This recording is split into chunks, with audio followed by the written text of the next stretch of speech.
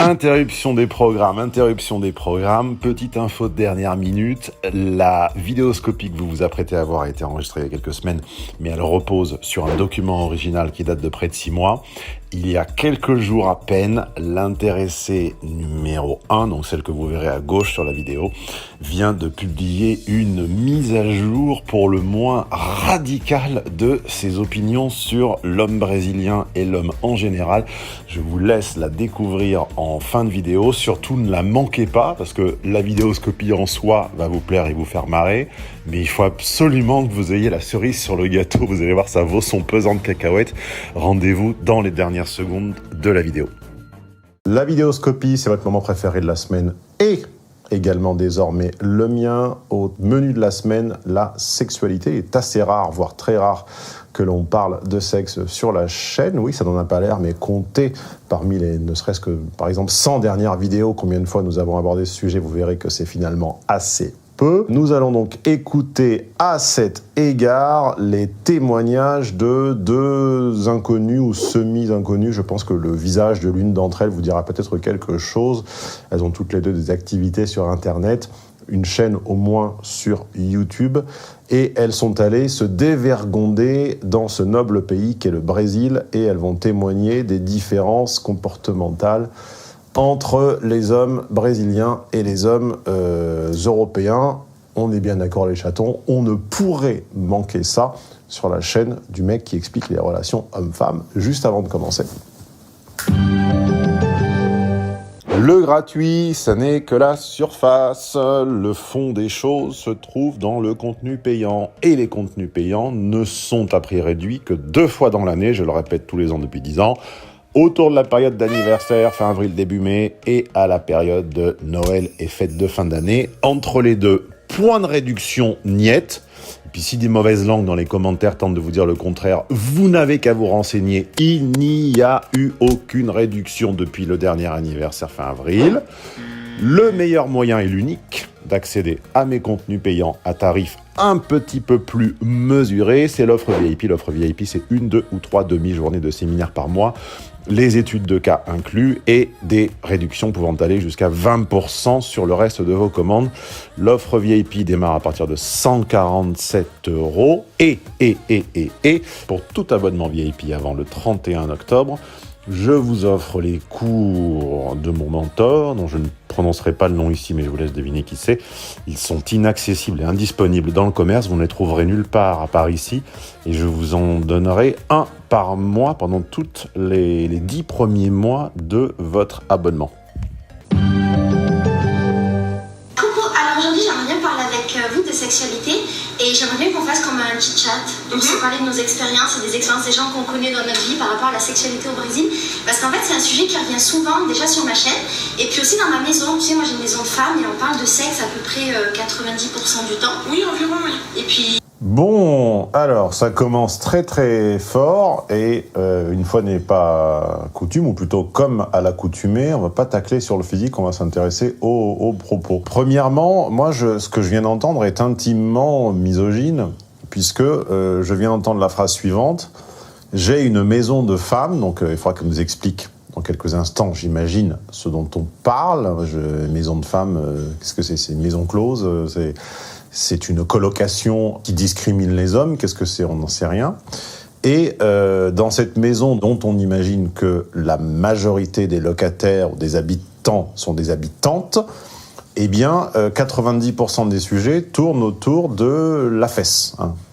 Hommage indirect à Jean-Yves récemment disparu. Si moi, homme, je prétends que l'extrême majorité des conversations de femmes entre elles tournent autour de leur ventre, de leur derrière, de leurs enfants et de la reproduction, c'est considéré comme hautement misogyne, voire tout simplement méchant et abject.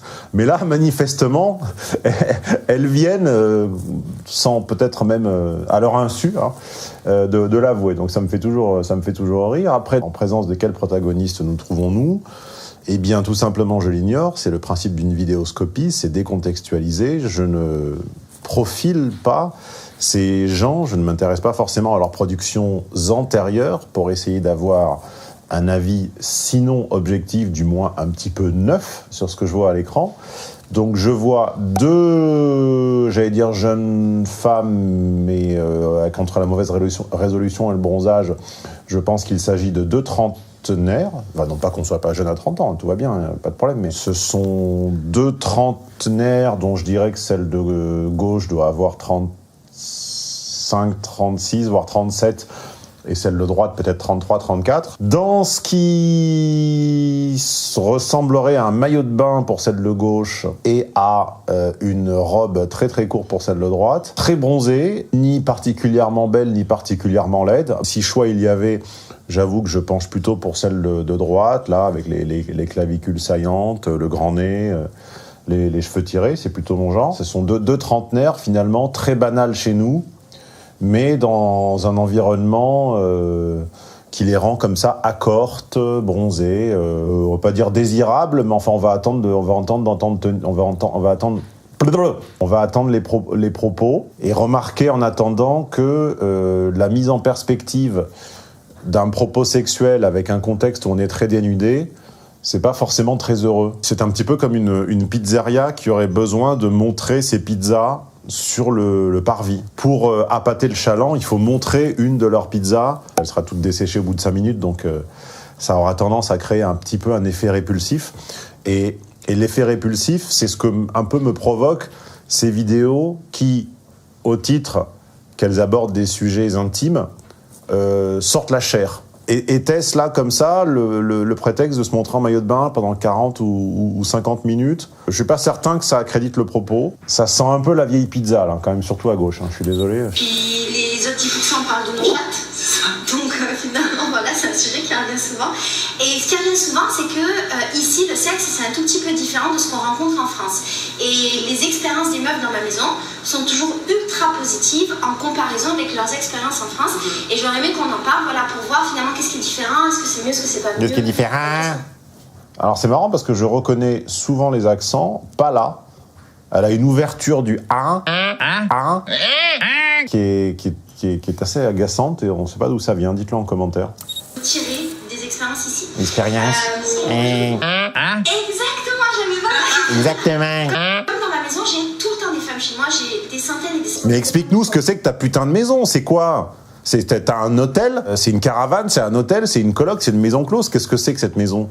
C'est toujours marrant, les gens qui ont besoin de répéter à qui mieux une de leurs possessions, mais en fait ils se rendent pas compte que personne comprend de quoi il s'agit.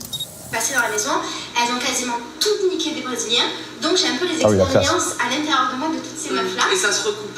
Ouais, mais c'est toujours un peu les mêmes discours. Déjà pour contextualiser, moi j'ai beaucoup niqué au Brésil. Oui, félicitations. Merci, et c'était vraiment bien. Ouais.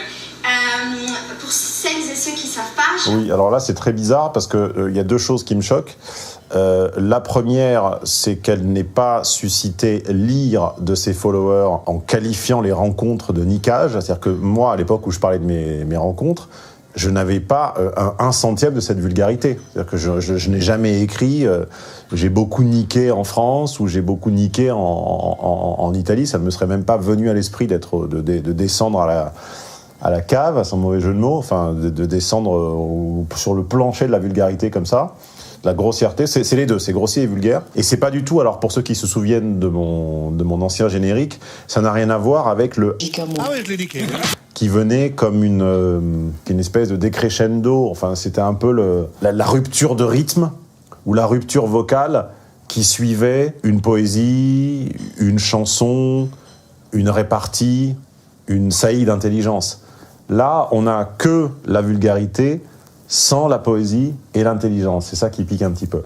Et la seconde chose qui me choque, c'est qu'elle éprouve le besoin de présenter le fait d'avoir multiplié les relations sexuelles comme un exploit. Et que l'autre semble le valider, la valider comme exploit. Il y a quelque chose qui ne va pas, parce que je ne sais pas dans quel contexte vous évoluez en France, mais n'importe quelle nana comme vous en France qui s'inscrit sur une application peut avoir un mec par soir, voire plusieurs. Donc je ne comprends pas de quoi tu t'enorgueillis en fait. Quelque chose qui m'échappe. Il y a 4 ans, et quand je suis arrivée, en fait, je suis arrivée dans le milieu du monde du carnaval, et c'est un monde qui est très ouvert, et c'est un monde un peu du libre amour. qui est un peu différent du libertinage. C'est pas genre on est là et on est dans un endroit spécifique où on nique tous ensemble, machin. C'est un peu différent aussi, je trouve, du polyamour.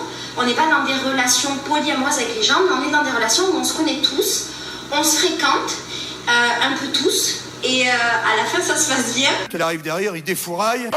Oui, alors en fait, si tu avais fait un minimum de travail de recherche, voire de travail tout court sur ton propos avant de le sortir, eh bien tu saurais que ce que tu décris s'appelle la polygynie. Voilà, comme ça au moins tu auras appris quelque chose. Je sais pas comment elle s'appelle d'ailleurs, on va l'appeler... une tête, elle s'appelait Sylvie à gauche et Inès à droite. Inès est plus digne physiquement, c'est pour ça que je lui mets un plus beau prénom. Mais par contre, on n'a pas encore entendu le fond du propos, donc ce sera peut-être encore plus graveleux, on ne sait pas. Plus ou moins, pas en couple, parce que justement, on n'est pas dans des relations qui sont pour le coup un peu polyamoureuses. On est dans ces... Ah oui, la polygynie, oui. Avec plein de gens en même temps. Et donc, ça m'a permis de coucher avec plein de personnes.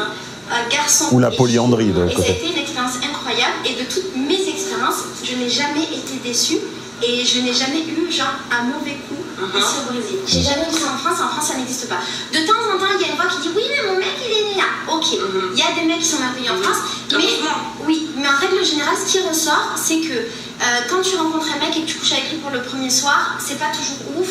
Tu te sens jamais bien à la fin. Le mec ne te mange pas la chatte, il n'y a pas de sexe oral, en tout cas, ça va dans un sens, c'est-à-dire c'est demandé. Oulala. Alors, oui, alors plusieurs choses. Si un jour on vous présente un médicament ou un traitement qui n'a aucune contre-indication, je vous encourage à vous méfier. Lirons entre les lignes ceux qui peuvent. Je vous encourage le jour où on vous présente un peuple comme n'ayant que des excellents amants ou que des gens de valeur, à vous méfier également. Hein. Tout ça me paraît d'une vraisemblance assez suspecte. J'ai tendance, quand je me livre à une vidéoscopie ou quand je regarde une fiction, à essayer de suspendre mon incrédulité. Là, par contre, si tu commences avec des constats statistiques aussi bidons que y a que des bons coups au Brésil, je vais avoir beaucoup de mal à t'accorder ma suspension d'incrédulité. J'ai plus l'impression que ça témoigne, de tes velléités sans frontiéristes et altermondialistes et de ta soumission au mirage de l'autre rive, c'est-à-dire que tout ce qui vient avec des effluves d'un autre continent, a fortiori subsaharien ou subéquatorien, ça le fait mieux que proche de chez toi. Voilà, on ne sait pas exactement qui t'a déçu chez toi, à quel point et pourquoi, mais en tout cas, ça me semble être le mirage de l'autre rive à 100%. Et secondo, ça me semble procéder d'une longue suite de déceptions dans ton propre pays. Mais à un moment, pourquoi les gens t'ont-ils tant déçu ? Généralement, quand une femme prétend avoir été déçue par les hommes, c'est qu'elle a mal visé, c'est-à-dire qu'elle a accordé ses faveurs aux mauvais ou qu'elle se trompe sur sa propre valeur. La sexualité, comme l'a brillamment démontré Houellebecq et comme l'a pressenti Houellebecq il y a une trentaine d'années, est devenue un marché, c'est-à-dire est soumis à des mécanismes de régulation entre guillemets, qui sont l'offre et la demande, le régulateur principal étant désormais un algorithme et des applications qui mettent en corrélation des profils de même valeur et de même désirabilité, eh bien, est-ce que tu ne t'es pas un petit peu trompé sur ta valeur en France en allant, comme la plupart des femmes, vers des mecs mieux que toi qui n'ont pas l'envie, le besoin ou la nécessité de t'offrir une relation exclusive, monogame, de l'investissement, du temps et des cadeaux, mais qui ont juste envie de, on va dire, tirer un coup gratuit, on va pas se mentir, on l'a tous fait, et qui derrière ne t'accorde ni tendresse, ni suivi, ni intérêt, ni retour. Ton exil me semble la conjugaison de ces deux facteurs, et démontre-moi si j'ai tort, chère Sylvie. Quant à Inès, elle a encore rien dit, mais elle a un joli nez aquilin, les yeux un peu tombants. Alors elle a une beauté bizarre, j'avoue que c'est pas le genre de tout le monde. Mais moi, je trouve un certain charme. Alors, dites-nous en commentaire de qui il s'agit. Voilà, elle a l'air un peu plus élancée. Elle est un petit peu moins boudinée dans son maillot que l'autre, d'ailleurs, qui n'est pas un maillot, qui est une robe. Donc voilà, dites en commentaire celle que vous préférez. De toute façon, quoi que vous disiez, ça ne sera jamais aussi vulgaire que ce qu'elle dit. De la part du mec, mais par contre, toi, en tant que meuf, tu le reçois pas. Et souvent, les meufs se sentent consommées. Elles se sentent un peu comme si elles faisaient partie d'un grand marché. Et le mec est là. Elle a senti par ses ovaires, parce que ces deux œils, c'est pas moi qui lui attribue des ovaires omniprésents ou omniscients. C'est elle-même qui a dit, entre femmes, on ne parle que de ça. Elle a compris par les ovaires, donc intuitivement, que c'était un marché Et elle est en train de comprendre quelque chose qui est assez violent, hein, c'est qu'en fait, elle est réduite à la portion congrue dans son pays d'origine, et un petit peu à l'instar de ces hommes réduits à la portion congrue en Europe de l'Ouest, qui sont allés chercher l'amour, ou un ersatz d'amour à l'Est, il y a 20 ou 30 ans, n'y allez plus, c'est fini, ou qui désormais vont le chercher en Asie du Sud-Est ou en Amérique du Sud, eh bien, là, on a une Sylvie avec des cernes, fatiguée, les cheveux fins, et qui n'a plus de taille, hein. Donc je suis désolé, je tacle rarement sur... elle n'a pas de taille. Enfin, regardez Inès à droite, elle a une taille, elle a des hanches, ça c'est joli. Et puis elle a comme ça le coude assez marqué, que le bras un petit peu convexe, ça c'est joli. Sylvie à gauche, elle a le bras un peu boudiné, et elle n'a pas de taille et pas de hanches, hein. C'est-à-dire qu'en fait, debout, c'est un peu un champignon, quoi, on imagine. Dans un marché où tu t'exposes au jugement physique via les applications, et en plus, quand tu vises trop haut, c'est être réduite à la portion congrue. Donc en fait, elle a le profil et le physique à être le plan de secours d'un mec qui a le choix. Or, c'est le défaut que je leur attribue systématiquement, et j'ai d'innombrables vidéoscopies à l'appui de ce que je dis, plutôt que d'aller vers des hommes, entre guillemets, peut-être d'un modèle plus courant, on veut aller vers des types qui ont une sensualité, qui ont une intelligence, qui ont un charisme, qui ont une présence, qui ont un capital. On se retrouve à être leur deuxième, troisième ou quatrième plan du soir, donc à être celle qui est appelée, comme dirait Monterland de façon poétique, il y a celle qu'on prend dans ses bras et celle qu'on ne prend pas dans ses bras. Comme dirait Stéphane, il y a le plan de 19h, qui est l'apéro, en général on ne sait pas trop. Il y a le plan de 21h, et puis après, il y a le plan de 23 minuit, et puis il y a le plan dramatique et insultant et humiliant, qui est le plan de post-minuit, quoi. Si un mec veut vous voir après minuit, c'est carrément l'insulte à votre féminité et à votre capital. C'est vraiment que vous ne représentez qu'un ersatz de féminité. Et là, on la voit complètement déglinguée, déçue. Là, je suis à 2h31, elle a le regard vers le bas, avec une boucle d'oreille là qui pend, elle n'est pas coiffée. Et elle se rend compte, en fait, qu'elle est la portion congrue du marché des rencontres en Europe, et que pour recevoir de la tendresse, en plus des coups de bassin, eh bien, il faut qu'elle aille dans le tiers-monde. Et ça c'est assez triste. Et on se demande pourquoi l'autre à côté partage... elle est plus jeune, elle est plus svelte, elle a un port de tête qui n'est pas inintéressant, elle a des ongles qui ont l'air plus soignés.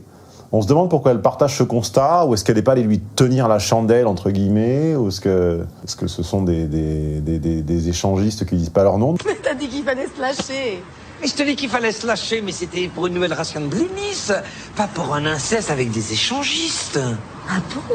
Bon, j'ai pas l'impression, je pense simplement que la régulation dure du marché par les algorithmes a d'abord exclu, dans un premier temps, on va dire des années 2010 à 2020, a exclu l'homme pusillanime, l'homme sans capital, ou comme dirait Robert Machin, l'homme sans qualité, au profit du sommet de la pyramide, c'est-à-dire des 5 ou 10% d'hommes qui, eux, ont accès aux femmes et qui en prennent plusieurs. Hein. Et maintenant, dans un deuxième temps, le même marché et la même logique d'app et d'algorithme est en train d'infliger la punition qu'elle a déjà infligée aux hommes dans la dernière décennie, aux femmes moyennes, c'est-à-dire qui se retrouvent elles-mêmes, finalement, exclues du marché, alors, pas exclues du marché, au sens où elles peuvent accéder à un marché d'hommes prédominants, mais elles n'en sont que les maîtresses. Pour avoir de l'affection, de l'investissement, car il y a des gestes, même dans la sexualité, qui ne peuvent provenir que d'une grande source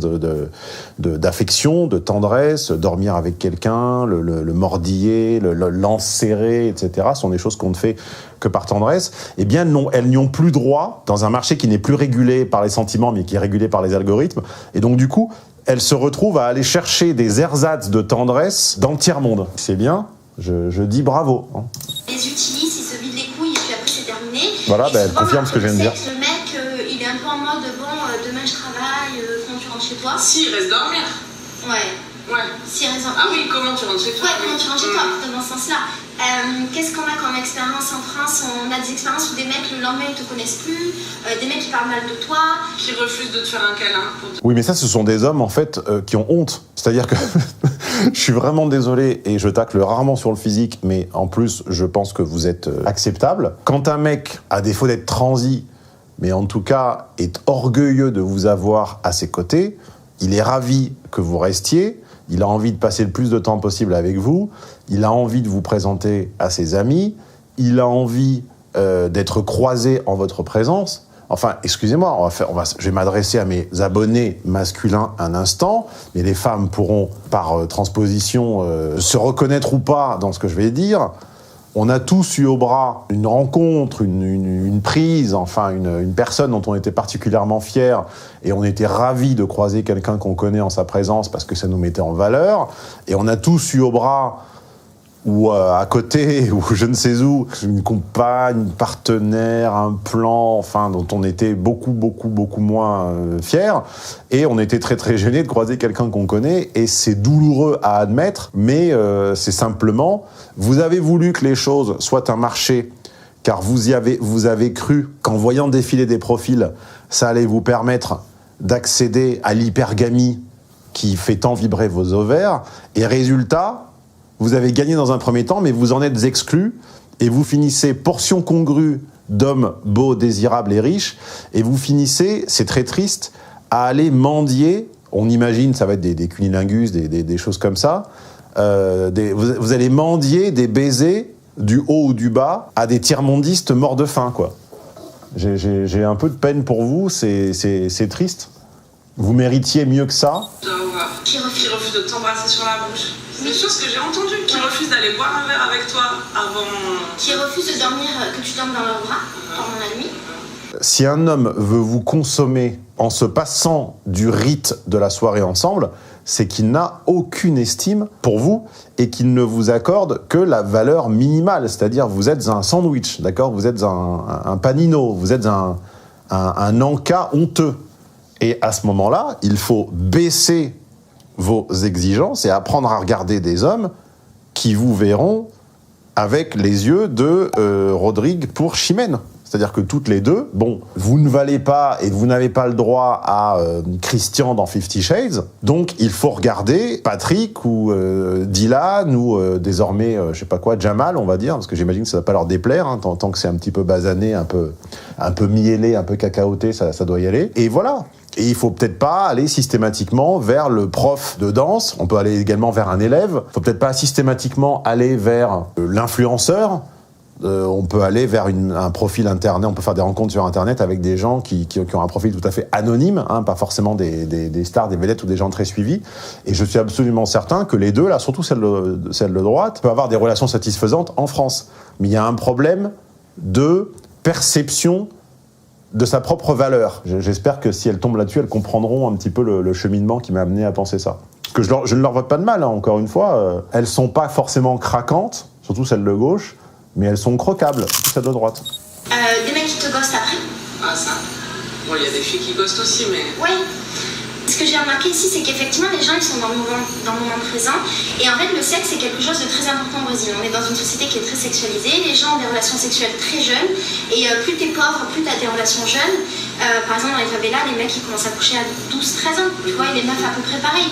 Et donc, en fait, le sexe, ça fait partie... C'est pas parce que tu es pauvre que tu as des relations jeunes. C'est tu as des relations jeunes, donc tu es pauvre. Parce qu'en fait, tu engendres des familles trop nombreuses pour la calorie disponible. Il faut quand même remettre les choses dans l'ordre logique, hein. Je veux bien vous faire des compliments sur votre teint allé et plein de choses, mais enfin à un moment, je suis désolé, on ne peut pas non plus faire des entorses à la raison trop souvent. C'est dans l'aristocratie de l'ancien monde, le ventre anoblit. Dans les favelas du nouveau monde, le ventre avilit, car il contraint à une misère systémique. Je suis désolé, on peut parler ovaire 5 minutes, mais enfin on peut quand même également avoir les deux qui fonctionnent. Moi, ça fonctionne du haut et du bas. J'arrive à la regarder avec le bas, j'arrive à la regarder avec le haut, ça m'empêche pas de penser. Le problème avec F, c'est que c'est le pont communicationnel, là, y a pas l'eau circule mal entre les étages. C'est soit tout en haut, soit tout en bas, soit entre les deux, ça ne passe pas. Il y a un problème de tuyauterie. Je disais, en France, je trouve que les hommes nous consomment. Ici, les mecs sont vraiment dans le partage. Ils te touchent, ils t'embrassent. Je me souviens que la première fois que, du coup, j'ai couché avec ce mec qui m'a mangé la chatte, il m'a attrapé le visage, je crois qu'il m'a attrapé le visage comme ça, pour m'embrasser, et il m'embrassait comme si j'étais la femme de sa vie. Oui. C'est intense. C'était incroyable. Et le lendemain... C'est exactement ce que j'avais vu dans un reportage Hein, on va m'accuser de tacler les femmes, mais je vais tacler les hommes à égalité. Je me souviendrai toujours de ce reportage d'hommes qui partaient soi-disant chercher des aventures sexuelles en Asie du Sud-Est, et qui en fait, au bout de 3 semaines, étaient tous amoureux, transis d'une gamine majeure, et ils ne rêvaient que de l'épouser, de la ramener, de la protéger, hein, alors qu'en fait, ils étaient partis soi-disant et en fait, ils ne rêvaient que de la préserver de la misère et des embûches. En fait, ils n'avaient pour elle que tendresse. Et bien, de la même façon, moi, je vois 2 femmes un peu déglinguées et un peu avilies par l'acte d'amour décuplé sans limite dans les favelas, semble un peu avoir avili celle de gauche, et qui sont parties soi-disant pour des orgies en levrette, et qui en fait sont en manque de tendresse, d'affection et de gestes amoureux. Et ce qui est le plus regrettable, c'est qu'il y a des millions d'hommes en Europe qui ont envie de donner de la tendresse, mais simplement, ils sont un peu pusillanimes, un peu transparents, un peu sans caractère, ou ils sont habillés un peu pas très à la mode. Et manifestement, on leur en refuse. Hein. On rappellera que la tendresse est toujours... la tendresse comme l'amour, ce sont ces vertus que tu te mets à vouloir offrir quand tu en manques le plus. Hein. C'est tout un nombre de paradoxes qu'il est bon de savoir mettre comme ça, articuler les uns aux autres. Donc moi j'ai envie de rendre service indirectement à Sylviane, là de gauche, Sylvie. Si vous la croisez, les mecs, et si vous êtes son genre, car on ne connaît pas bien son genre, j'imagine qu'il va falloir être un peu brésilien, un peu mauricien, un peu guyanais, un peu subsaharien pour être son genre. Et puis si vous la trouvez consommable, donnez-lui de l'affection. Elle en a besoin. Elle est en manque de toucher. Elle souffre. Elle s'avilit dans le dévoiement, mais en fait, elle serait très heureuse, amoureuse. Mais elle est tout le temps quittée et ghostée, la pauvre. C'est triste. C'était incroyable. Et le lendemain, je le revois et il embrassait notre meuf. Et ça a brisé mon cœur. Parce que moi, c'est vrai. Mais oui, ça a été difficile. Elle a un cœur d'artichaut, elle vient de le confirmer. C'était les hommes de ma vie, vu qu'ils étaient merveilleux. Alors qu'en fait, ben non. Parce qu'une fois que le sexe il est fini, le mec ça devient ton pote, avec qui éventuellement tu vas recoucher. Donc c'est aussi pour ça, je pense qu'il se comporte pas mal. Parce que les mecs, ils prévoient leur prochain sexe avec toi. Ils vont pas se comporter mal, ils veulent te reniquer, c'est trop bien. Du coup, ils prévoient leur prochain sexe, ils sont au coup de machette, tu leur fais un câlin. Quand vous vous revoyez, c'est chouette. Et quand vous vous revoyez, vous décidez si vous avez envie ou pas de recoucher ensemble. Ça se passe, c'est cool, ça se passe pas. Vous restez potes. C'est pas comme en France où genre le mec vous couche avec toi, tu veux pas et du coup il te dégage et il te parle mal. Et ben ici les hommes ils donnent. Et notamment avec le sexe. Notamment. Au Brésil et ça change tout. Je me souviens que la première fois que j'ai couché avec un mec c'était à Rio. Donc on dort ensemble, il se passe rien, on était fatigués, on revenait d'un beaucoup de carnaval d'ailleurs. On dort ensemble, il se passe rien, le lendemain matin je me réveille en mangeant la chatte. J'étais choquée. Ça ne m'était jamais arrivé. Oui, alors pour ceux qui ne sont jamais allés au Brésil, 2 choses. D'abord, n'idéalisez pas le corps brésilien. Les Brésiliens sont très laids, ils sont tous obèses, quasiment autant que les Américains. On montrera en post-production des preuves de ce que j'avance.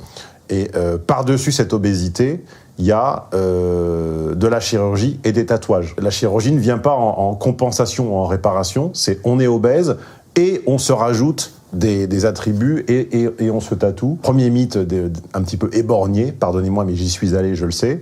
Deuxièmement, le mythe de l'homme brésilien charmant. S'il était si charmant, pourquoi les métros à Rio de Janeiro, je me suis rendu, sont-ils non mixtes ? Il y a des wagons pour les femmes, des wagons pour les hommes. Alors expliquez-moi si ça se passe si bien et si tout est affaire de carioca et de sensualité, de samba, etc. Expliquez-moi pourquoi on peut même pas les mettre dans le même wagon tellement ils ont des comportements animaux. Je suis désolé, encore une fois on montrera en post-production les wagons au Brésil réservés aux femmes, je ne l'ai pas inventé. Et troisièmement, pour ceux qui ont une idée du carnaval comme étant amusement et luxure, c'est une arnaque phénoménale. Je m'y suis rendu, on montrera des images et des preuves là en post-production. C'est extrêmement cher. Une soirée officielle au carnaval, au vrai concours de chars, etc., ça coûtait quelque chose comme 300 €. Je rappellerai que le salaire moyen brésilien, ça doit être 4 ou 500, donc c'est absolument impensable qu'un vrai Brésilien aille au carnaval. C'est chiant à mourir, et donc ce qu'elle appelle carnaval, ça doit être vraiment on va dire l'ambiance générale autour du mois de débauche que représente le prétexte du défilé de chars. Mais le défilé de chars, vous êtes à 150 mètres des chars, vous ne voyez rien, c'est ennuyeux à mourir, la musique est extrêmement répétitive, c'est toujours la même, c'est chiant comme la pluie, c'est hors de prix. Et le lendemain, la ville est dégueulasse, elle est recouverte d'un fleuve d'immondices. Ça, c'est la réalité du Brésil, attestée par Bibi. Voilà. Mais bon, ne leur gâchons pas leur plaisir, encore une fois. Moi, j'aime que les gens soient heureux, donc si elles y trouvent de la tendresse, eh bien, ainsi soit-il. J'ai quand même 37 ans, tu vois. Ah, voilà. Jamais... J'avais dit quoi? J'avais dit 35-36. Lui, je le connais pas, il connaît pas ma chatte, elle a vécu toute la nuit. Il sent pas les steaks, il y va, bam. C'est un chat de gouttière ou quoi, ça? Ouais, non mais un date avec un mec, mais je l'ai raconté dans un vlog, à qui je dis, par contre j'ai mes règles au moment d'aller au Love Hotel. Ça c'est intéressant aussi les Love Hotels, on a fait ça. Et donc je lui dis j'ai mes règles et il me répond parfait. Et tu vois, un peu en rigolant, mais genre, t'inquiète, parfait. Mais en vrai, c'était parfait pour lui, ça le dérangeait pas du tout. Du moment où on est arrivé au Love Hotel, il m'a bouffé la chatte, tu vois. Mais, alors, au Brésil, on a toujours mangé. Oui, alors là, on va être obligé de parler un peu par ellipse, hein, parce que j'ai pas peur de la crudité, mais simplement, enfin voilà, il y a des limites, quoi. C'est ce qu'elles appellent se bouffer le minou. Et en fait, c'est simplement un acte amour est un grand mot, mais c'est un acte de... Quand on a envie de dévorer quelqu'un, quand il nous plaît suffisamment. Faites lécher la chatte. Si quelqu'un ne vous plaît pas suffisamment, vous n'avez pas envie de le dévorer. Fais attention. Les 7 ou 8 terminologies du jargon du grec ancien pour parler d'amour, il y avait 8 termes, et dont un qui est porneia, l'acte de dévorer. Quand on a quelqu'un dans la peau, on a envie de l'avoir en soi. Donc quand ça se conjugue au féminin, on a envie qu'il nous pénètre. Et quand on le conjugue au masculin, on a envie, si on est de la Jaquette ou de la Sarthe, on a également envie de recevoir quelqu'un en soi, mais on va considérer que cette catégorie n'est pas celle dont on parle aujourd'hui. On a envie d'ingérer l'autre. Donc on a envie de s'abreuver de sa bouche, de ses fluides, tout simplement parce qu'il nous plaît suffisamment. Dès qu'on descend en dessous d'un certain seuil d'intérêt, eh bien la communion des chairs n'est que partielle. Donc on est OK pour un va-et-vient entre des reins, mais on commence à être un peu moins OK on va dire, certains fluides ou certaines... C'est simplement parce que l'autre ne nous plaît pas assez, ne nous intéresse pas assez. Où êtes-vous allés chercher vos types pour leur plaire aussi peu? C'est ça la vraie question. C'est pas dans la suprématie brésilienne du cunilingus. Celle-ci n'existe pas, je n'y crois pas un instant. Voilà. C'est simplement que dans l'échelle de valeur, évidemment, les types des favelas ont moins le choix, d'accord, que les types vers qui vous alliez en Europe. Et donc, ils bouffent ce qu'ils trouvent, quoi. C'est un peu le principe de crever de faim, quoi. Au Brésil, on a toujours mangé la chatte avec mes règles. Ouais. J'ai toujours fait l'amour avec mes règles, avec des mecs que je venais de rencontrer, et également avec mes poils, et ils s'en tapent les steaks. Ouais. Il y a une expression ici qui dit qu'un Brésilien n'a jamais une occasion de niquer. Voilà, donc, quoi qu'il arrive, tu peux avoir n'importe alors, systématiquement, c'est marrant, on doit avoir des pensées un peu alternées, ou peut-être j'arrive à la solution plus vite, puisque dès que je débloque la pause, en fait, elle ne fait que confirmer mon hypothèse précédente. Oui, le Brésilien ne discrimine pas, parce que sur l'échelle de la valeur du marché, il a moins le choix. Donc effectivement, quand on n'a pas le choix, on ne discrimine pas. Hein. Ou alors on est totalement fou et autodestructeur. Ils sont pas les steaks. Ne perdra jamais une occasion. Ouais, il perd jamais une occasion de niquer, c'est impossible. Et c'est un peu vrai. Et puis aussi, disons qu'en France, ce qui est déjà arrivé à des copines à moi, c'est genre, le mec, si vous n'êtes pas assez intime, si t'es pas sa bonne meuf, il ne peut pas te manger la chatte. D'ailleurs, c'est absolument normal de coucher avec la personne le premier soir. C'est pas un truc problématique. En vrai, c'est... Je ne relève pas car ça ne fait qu'infirmer mes dires. T'es dans l'instant, tu rencontres quelqu'un, il te plaît, il se passe des trucs. On a tous envie de niquer le premier soir, c'est du mytho, on a tous envie. Pas vrai. Mais genre en France, on fait nous chichi, je l'ai fait beaucoup de fois dans ma vie. Genre, ah non, pas le premier soir. Mais le deuxième soir, tu vas coucher avec le mec. Je pense qu'on n'a pas tous forcément envie de coucher le premier soir. Mais je pense que c'est sûr qu'il y a des gens qui ont envie. Oui, celle de droite, là, Inès, c'est un petit peu la voix de la raison. Et on sent un certain dissensus de sa part. Hein. Elle n'est pas en totale coalition pro-Brésil. Hein. Elle est modérée, elle est pondérée. Là, elle vient de dire exactement ce que j'ai dit, c'est-à-dire qu'on n'avait pas tous envie le premier soir. Elle est beaucoup moins binaire, en fait, que l'autre. Pourquoi ? Parce qu'elle est un petit peu plus élégante. Et donc, elle a dû recevoir un petit peu plus d'affection. Donc, elle doit s'avilir un petit peu moins que Sylvie. Et qui vont se le refuser. Mais oui. Et des femmes, évidemment, puisque les hommes ont absolument pas cette pression. Non.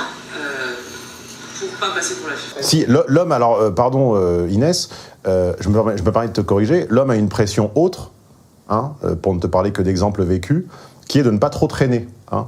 Parce qu'en fait, quand tu fais trop traîner, tu génères ensuite d'un coup sec un retour de bâton et la femme te hait, se moque de toi et t'évite. Hein. Je l'ai vécu à de plusieurs reprises. Hein. Il ne faut jamais dépasser 3 fois. Hein.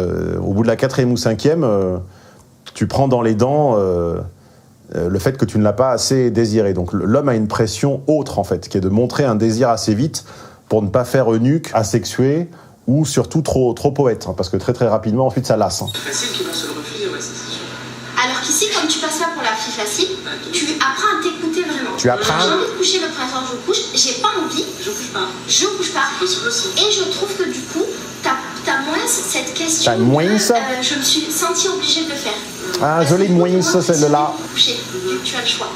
Et dans le sexe, il y a le consentement. Par exemple, on m'a beaucoup demandé qu'est-ce que tu aimes et qu'est-ce que tu veux. En France, on ne me l'a jamais demandé. J'ai 37 ans, j'ai commencé à niquer, j'avais 15 ans. Oui, mais t'as 37 ans, c'est bien, mais à ton âge, tu pourrais commencer à connaître le sens des mots. Le consentement et la requête de tes goûts personnels, ça n'a rien à voir. Le consentement, c'est s'assurer que tu n'es pas sous la contrainte ou sous la menace. Te demander ce que tu préfères, c'est simplement échanger d'un ton frivole sur un sujet de divertissement. Ça, premièrement, déjà, ça me paraît un contresens assez monumental.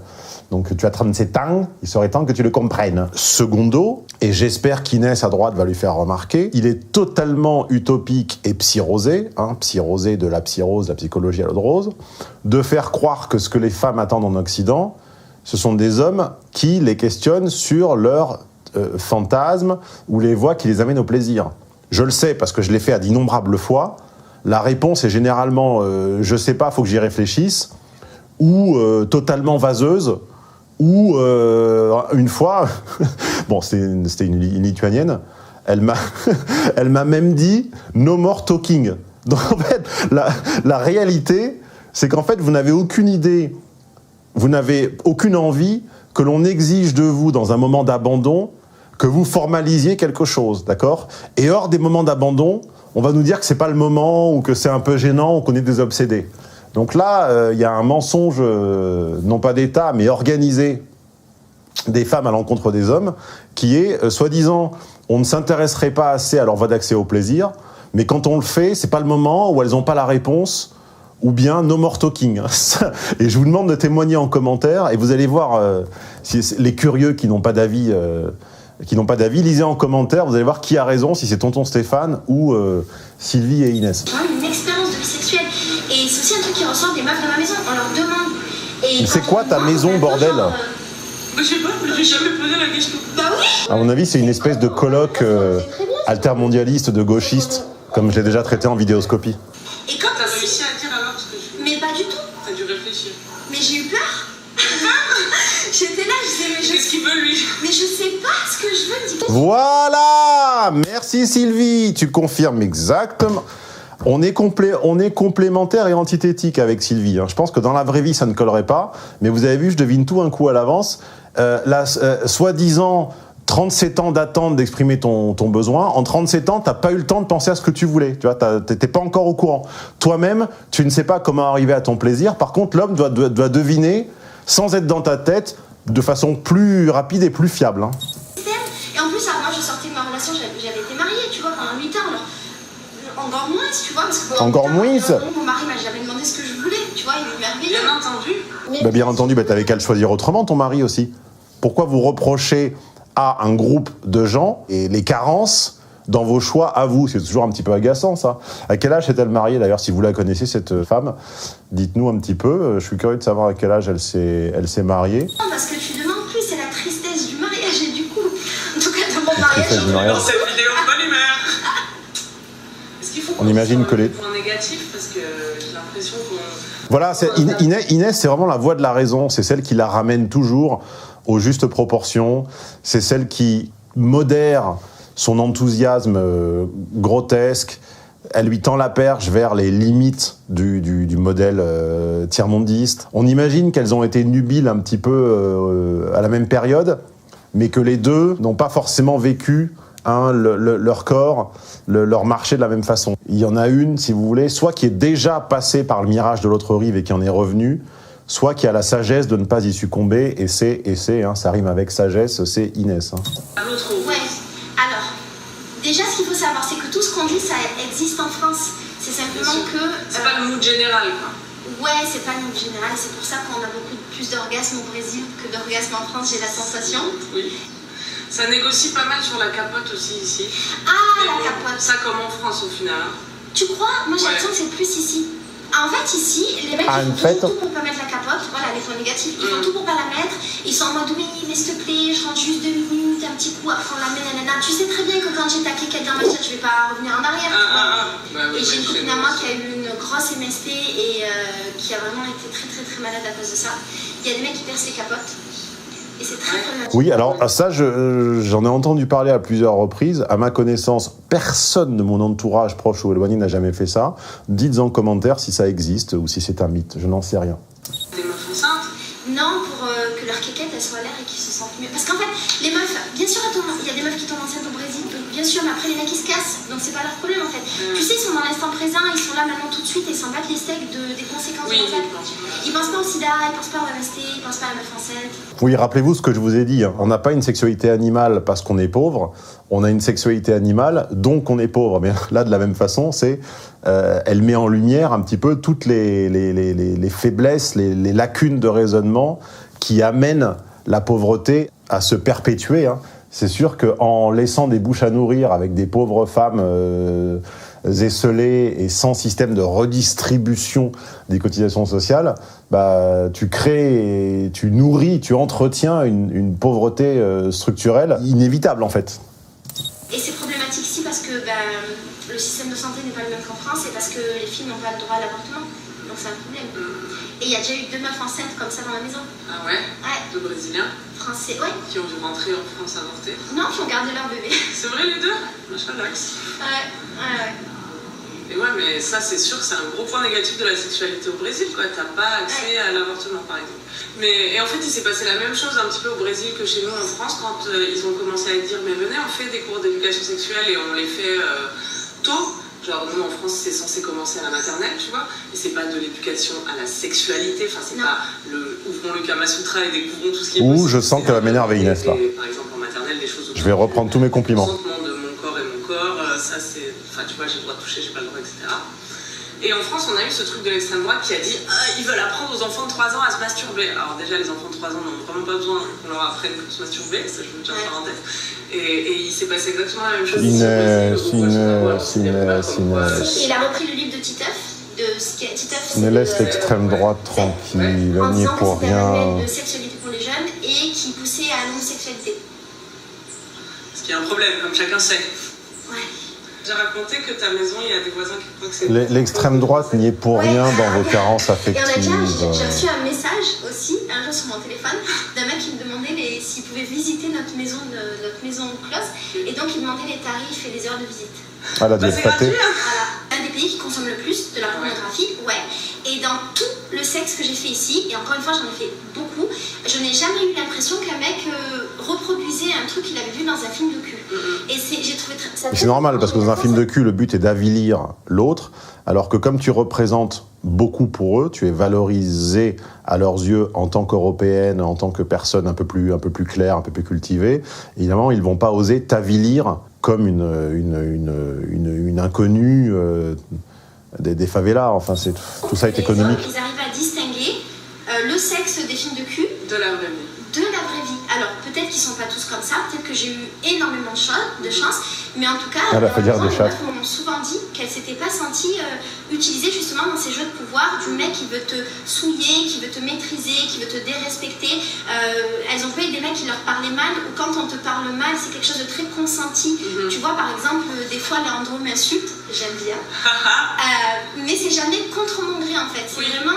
Oui, alors moi je suis désolé parce que j'ai pu proférer des insultes au cours de cette vidéoscopie et malheureusement je crains de ne pas avoir ton assentiment, donc J'espère que tu ne m'en voudras pas. Hein. Je jouerai la carte des effluves cacaotées, même si la valeur de cette carte baisse d'année en année. Voyons si cela me met à l'abri du courroux de Sylviane et Inès, sur lesquels j'imagine maintenant vous allez m'apprendre plein de choses en commentaire.